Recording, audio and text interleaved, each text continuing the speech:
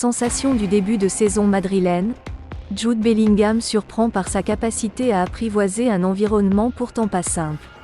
Mais, à écouter Maxime Collin, joueur du FC Metz qu'il a côtoyé à Birmingham, club formateur du prodige, les germes du phénomène étaient déjà bien en place très tôt. Sa prise de pouvoir madrilène n'est que la suite logique de sa mentalité hors norme. Vous avez vu débuter Jude Bellingham en pro à 16 ans en 2019. Vous êtes surpris de le voir aussi haut, aussitôt 4 ans plus tard? Maxime Collin? Non, pas du tout. Ce n'est pas forcément lié à ses qualités footballistiques d'ailleurs, mais surtout par sa mentalité. J'avais remarqué très tôt qu'il était très mature. Pour aller aussi haut, il faut ce petit truc en plus. Je savais qu'il allait franchir ces étapes-là même si on ne sait jamais si ça va prendre plus de temps que prévu.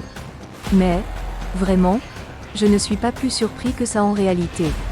Vous vous souvenez de son premier entraînement avec les pros à Birmingham? C'est le genre de joueur qui saute aux yeux d'entrée, Monsieur C. Avant même sa première année professionnelle avec nous, il nous avait rejoints pour un entraînement. Il était très fort. Je me rappelle qu'on avait des duels en 1 contre 1 ou 2 contre 2 et qu'il avait marqué pas mal de buts. Pour un petit jeune de 15 ans, c'était quand même incroyable. Et puis finalement, on ne l'avait pas revu. On se disait, tiens, il devient quoi le petit jeune? L'année d'après, il fait la pré-saison avec nous et on l'a vraiment découvert à ce moment-là au quotidien. Et ses premiers matchs? Vous vous en souvenez? Monsieur C. Son premier vrai match, il était entré la semaine d'avant, NDLR. Il entre en jeu contre Stoke City. Notre milieu droit sort sur blessure, c'est lui qui le remplace alors qu'il ne joue pas à ce poste normalement. Je me rappelle que j'avais été surpris qu'il rentre là. Mais l'histoire est belle puisque c'est lui qui marque le but du 2-1. Ça commençait déjà bien pour lui.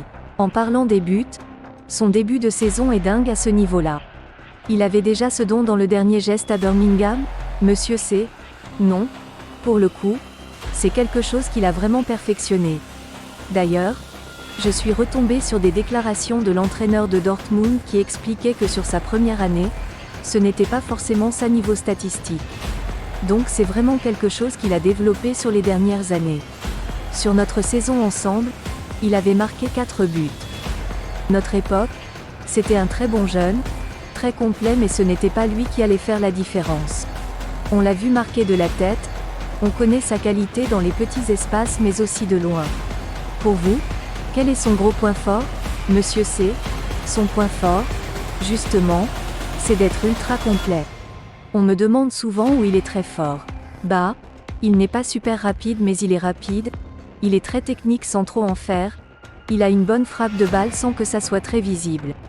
Donc en fait, il est juste très complet, partout. Mais il y a quelque chose que les gens ignorent, c'est que physiquement, c'est très très costaud. En termes d'endurance, c'est quelque chose.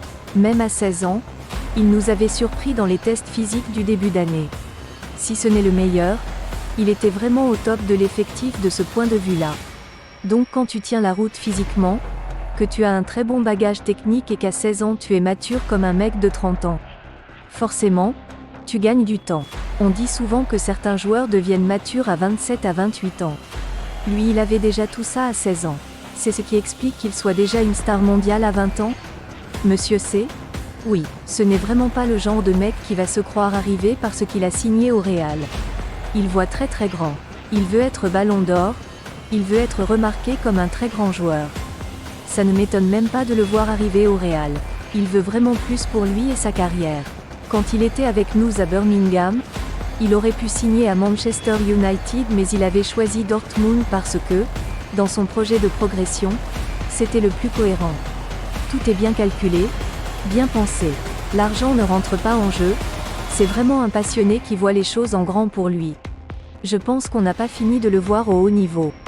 Depuis son arrivée au Real Madrid, on le voit numéro 10 avec des allures de faux numéro 9. Quel est son meilleur poste à vos yeux, Monsieur C? Il aime beaucoup faire box-to-box. Moi, je pense que c'est en numéro 8 qu'il peut donner le meilleur de lui-même parce qu'il est souvent bien positionné défensivement. Il sait être devant, marquer des buts ou faire des passes décisives mais il sait aussi revenir.